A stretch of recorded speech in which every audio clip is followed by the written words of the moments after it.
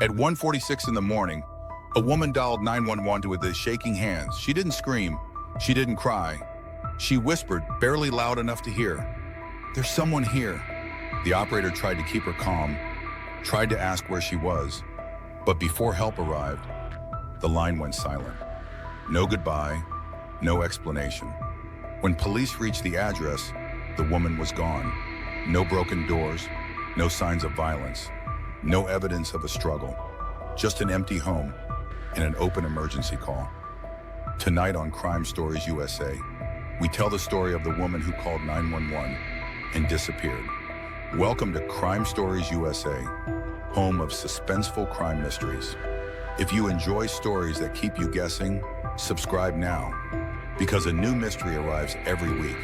Her name was Sarah Mills, 34 years old, respiratory therapist, known for working long overnight hospital shifts. She lived alone in a small rented house on the edge of a peaceful Oregon town. The kind of town where people left bikes on lawns, where porch lights stayed on at night, where crime was something that happened in other places to other people.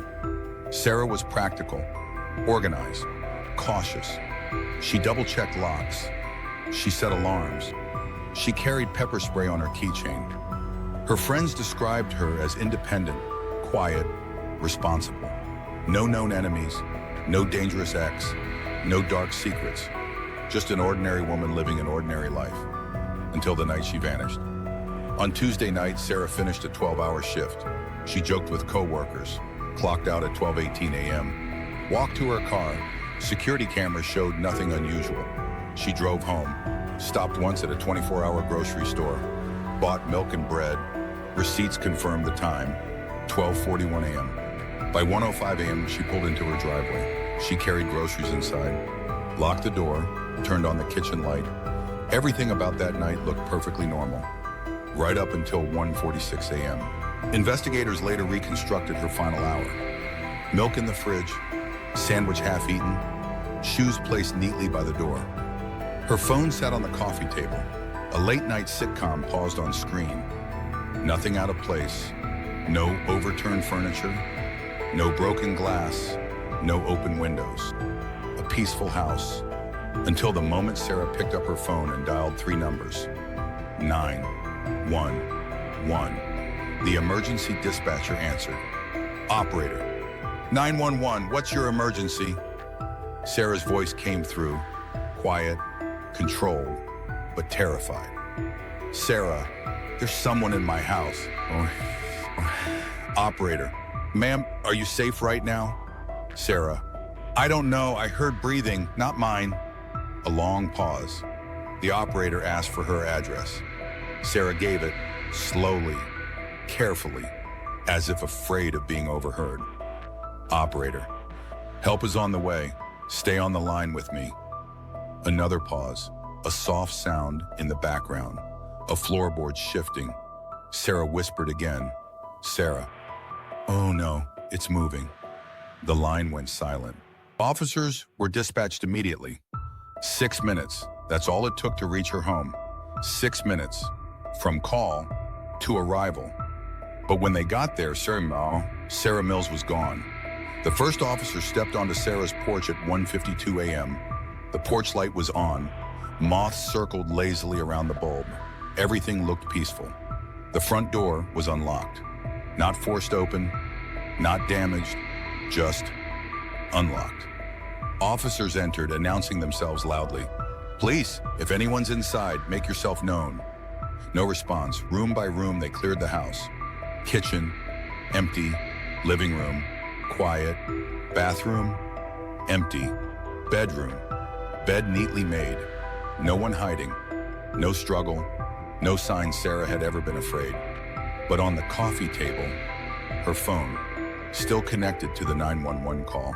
The dispatcher was still on the line, calling her name. "Ma'am, are you there?" But Sarah Mills had vanished. Within minutes, the neighborhood filled with officers. Dogs were brought in. They picked up Sarah's scent from the living room, traced it to the back door, then into the yard. And then, nothing. Her trail vanished near the fence line. No footprints, no tire tracks, no dropped items. Her car was still in the driveway. her purse inside the house, her shoes by the door. If she left without taking anything. And no one saw her go. Detectives began the slow process of learning everything about Sarah Mills. They interviewed co-workers. She was quiet, one nurse said, but always friendly. She never talked about problems, another said. No boyfriend, no drama. Friends confirmed the same story. No secret relationship, no online dating profiles, no suspicious messages. Her financial records showed nothing unusual. No large withdrawals, no strange purchases. Her phone history revealed no threatening calls.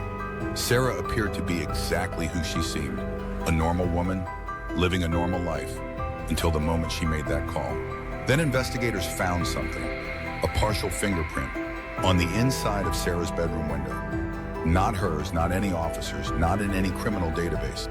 A fingerprint belonging to no one on record, which raised a chilling possibility. Someone may have been inside the house long before Sarah made the call.